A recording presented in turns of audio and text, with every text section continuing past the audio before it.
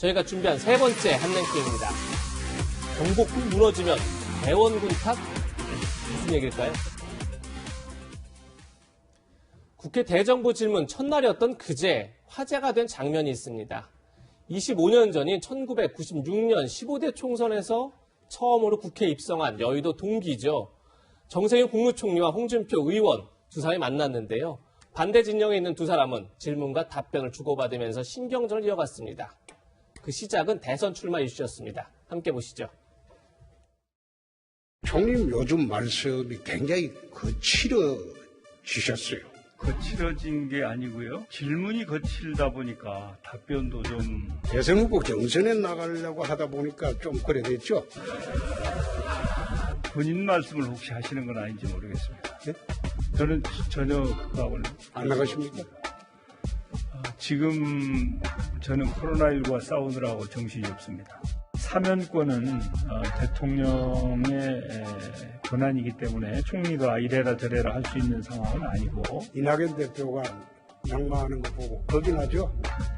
그 말 아니면? 저는 그걸 꼭 뭐 그렇게 연결시키는 게 우리 홍 의원님답지 않습니다. 그렇게 답변하는 게 총리답지 않습니다. 그렇습니까? 예. 잘하십시오. 예. 예. 감사합니다. 예. 고맙습니다. 예, 이현주 의원님, 네. 홍준표 의원이 15년 만에 대정부 질문에 나섰다 이렇게 지금 알려지고 있는데 네.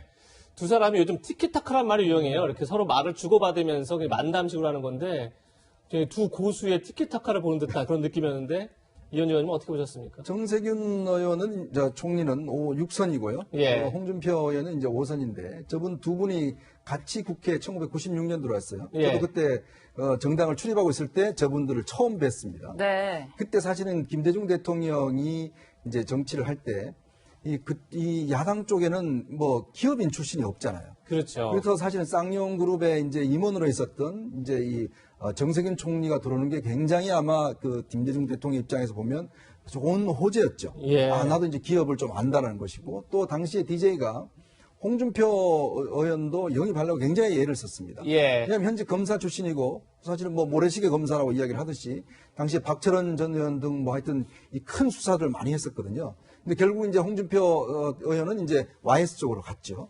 그래서 두 분이 이제 국회에서 오랫동안 이제 같이 생활을 해왔는데 저는 어제 저 모습을 보면서 역시 이게 연륜이 좀 다르구나. 이 국회에서 이렇게 이 국무총리와 의원들이 질문 답변을 할 때 막 목소리 높이잖아요. 예. 근데 알고 보면 별로 내용도 없어요. 국회의원이 또 제대로 알고 질문하는 것도 또 총리도 보면 그렇게 또 답변을 하고. 예. 근데 두 사람에서 왔다 갔다 하는 내용을 보면 그래도 재미가 있지 않습니까? 예. 사실 그 정치란 게 그렇습니다. 서로 간에 어떤 치열한 대립을 하더라도 어떻게 표현하느냐. 또 이 정말 아주 핵심을 찌르는 질문과 답변. 이런 것들이 어떤 면에서 필요한데 지금 우리 국회는요. 저렇게 여야 의원들이 요즘은 서로 같이 얼굴 보지도 않습니다. 예. 밥도 먹지도 않아요. 말도 하지 않습니다. 인사도 하지도 않아요. 저는 왜 이렇게 되는지 모르겠어요. 정말 국회라는 게 여야가 그래도 나중에는 서로 이야기도 좀 하고 대화를 해야 되는데 너무나 극단적으로 지금 돼 있어서 이제 저분들은 국회에 뭐 다들 원로시거든요. 이제는 예. 뭐 더 이상 없습니다. 이제 원로들이. 점점 저런 이제 국회의 어떤 원로들이 없어져 가고 치열한 다툼만을 원하는 초선, 재선들이 있기 때문에 솔직히 걱정이 저는 많이 큽니다. 예. 대정부 질문에 내용이 없다는 걸 단정적으로 말할 수 없다 이런 말씀도 같이 그렇습니다. 드리겠습니다. 예. 네, 홍준표 의원은 문재인 정권의 부동산 정책 실패 문제도 지적했는데요. 이 과정에서 대형군 발언이 나왔습니다. 영상 함께 보시겠습니다. 노무현 문재인 시절에 부동산이 폭등했습니다. 그런데 이명박 박근혜 시절 부동산 시장은 안정이 됐어요.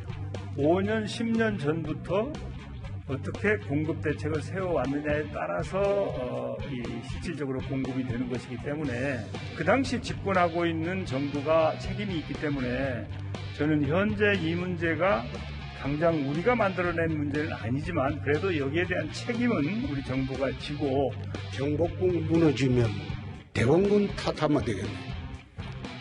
대원군은 너무 기간이 길죠. 네, 평호가님 정말 네. 누구 한 분도 밀리지 않는 네네네. 모습인데 이 미묘한 신경전 어떻게 보셨어요? 아유, 뭐 너무 재밌죠. 그래서 저는 이 두 분이 저 대화를 나눌 때는 몰랐지만 아마 귀가하셔서 뉴스에 계속 본인들 모습이 나오는 걸 보면서 정청리와 홍 의원이 이거다 이렇게 생각했을 것 같아요. 네. 이런 대화가 계속 나오면요. 여야 두 분의 동반 대권 지지율이 함께 상승할 것 같아요.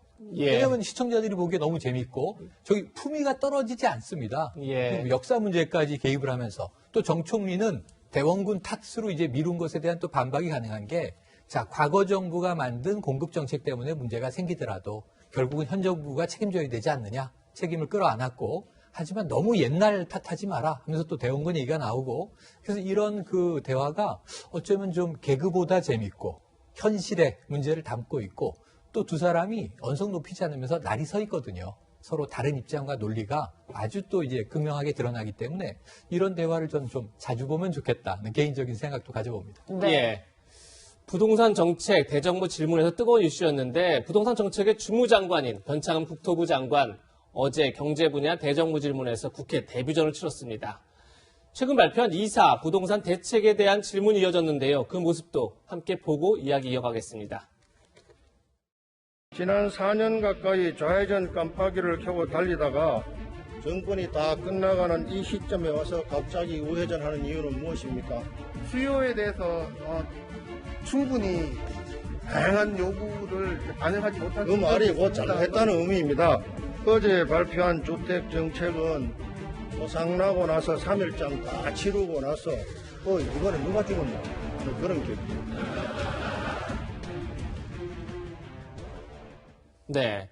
정부가 공급 쇼크 수준의 부동산 공급 대책을 내놨다 이런 평가를 하고 있는데 지금 김희국 의원 얘기는 갑자기 수요 억제 확대 정책을 펴다가 왜 갑자기 또 공급 확대 정책으로 전환했느냐 그 부분을 지적한 것 같아요.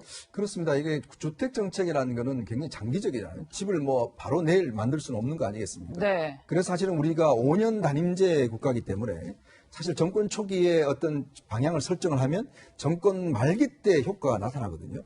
그래서 이제 처음에 우리가 그 문재인 정부가 들어서 할 때 재개발 재건축 억제라든지 그다음에 예. 부동산을 투기 세력으로 이제 본다든지 등등을 해서 공급 억제책을 많이 써왔어요. 그러다 보니까 집값이 엄청나게 상승을 하고 전세난도 가중을 되고 그래서 25분에 5번째 지금 정책을 발표한 거 아니겠습니까? 네. 그래서 이제 변창흠 이번에 국토부 장관이 들어와서 지금 83만 호. 제가 아마 기억하기로는 예전에 노태우 대통령 때 200만 호. 예. 그때 이제 일산 분당 뭐 그때 했지 않습니까? 그렇죠. 그때 어디로 가야 되느냐 막 헷갈렸었는데 그때 분당으로 간 분들은 뭐 대박이 터졌고요. 그런데 지금 이제 83만 호를 했는데 네. 이게 사실은 집이 이게 공급 대책이 물론 이제 정부가 방향을 튼다는 거는 어떤 효과는 있을 거예요. 예. 근데 문제는 이게 과연 그럼 우리 눈앞에 그럼 주택이 언제 오느냐? 이건 하세월이라는 거거든요. 더군다나 또 공공중심의 이제 개발이어서 과연 이게 지금 정부가 방향을 튼 것은 어떤 면에서는 이제 긍정적이지만 과연 지금 올해의 주택난, 내년의 주택난 이걸 지금 해소하는 데는 상당히 늦었다. 그래서 김희국 의원이 질의한 게 왜 처음부터 좀 그렇게 하지? 이제 와서 예. 했기 때문에 이게 효과가 없는 게 아니냐. 바로 그 부분을 지적한 것 같습니다. 네. 이 부동산 문제 말고 변창흠 장관 돌발 질문에 진땀을 빼기도 했다는데요. 다른 영상도 함께 보시겠습니다. 지하철 버스 택시 타본 적 있습니까? 네, 당연히 타고 다닙니다. 택시 기본 요금 얼마죠? 버스는요? 카드로 하니까 카드는 요금 안 줍니까? 요금을 확인하진 않습니다. 보통 한 1200원. 기본 요금을 물었습니다. 3,800원입니다. 지하철 기본 요금 알고 계세요? 교통정책을 담당하실 장관께서 대중교통 기본 요금도 모르고 장관직을 제대로 수행할 수 있겠습니까? 네, 뭐 변호사님 저도 사실 교통카드로 대중교통 이용하기 때문에 기본 요금을 그렇게 정확히 알 수는 없는 거에 대해서 이해는 하지만 김 의원 말대로 교통정책을 담당하는 국토교통부 장관이잖아요. 그래서 대중교통 요금은 좀 알고 있어야 되는 것 아니냐 이런 비판들이 나와요. 그리고 국토교통부 장관이에요. 예. 우리가 너무나 부동산에 매몰이 돼 있어가지고 마치 국토교통부는 부동산만 하는 그런 부서로 잘못 알고 있을 가능성이 크죠. 그런데 교통정책이 굉장히 중요합니다. 그리고 사실 뭐 택시비 기본요금 인상하냐 마냐, 버스비 인상하느냐 마느냐 이것은 사업체도 관련돼 있지만 국민의 어떤 민생과 가장 밀접한 관련이 있는 부분이거든요. 그렇죠. 그래서 저는 좀 이해가 가지 않는 게 이런 질문이 나올까 예상할 수 있거든요. 네. 우리가 국회의원 토론할지 대선 토론이랄지 뭐 지방의원 토론할 때 보면 반드시 이런 질문이 나와요. 예. 그래서 답을 못하면 서민을 위해서 일하겠다고 해놓고 왜 이런 것도 모르냐 그런 얘기 많이 하거든요. 예. 근데 국토교통부 장관 아니라고 한다면 사실은 택시 탈 때 저도 3,800원인지는 몰라요. 3,000 얼마 정도 되는 걸로 알고 있고 네. 또 교통카드로 딱 끊는단 말이에요. 찍으면 딱 계산되고요. 예. 버스도 마찬가지죠. 그냥 뭐 얼마인가 생각하지 않고 특히 요즘은 다 교통카드 쓰잖아요. 그렇죠. 애플카드 쓰고 그렇기 때문에 그냥 찍으면 얼마 나오겠지 하고 그렇게 뭐 신경 안 쓰지만 국토교통부 장관은 좀 다르다는 거죠. 네. 그래서 본인은 이 부분에 대해서 예상 질문을 왜 못했을까 그런 좀 의아심이 좀 들어요. 그렇지만 이걸 모른다고 해서 뭐 국토교통부 장관의 자격이 있어서 뭐 결격이 있다 이렇게 생각하지는 않습니다. 예. 네. 어제 국회 모습까지 같이 살펴보셨습니다.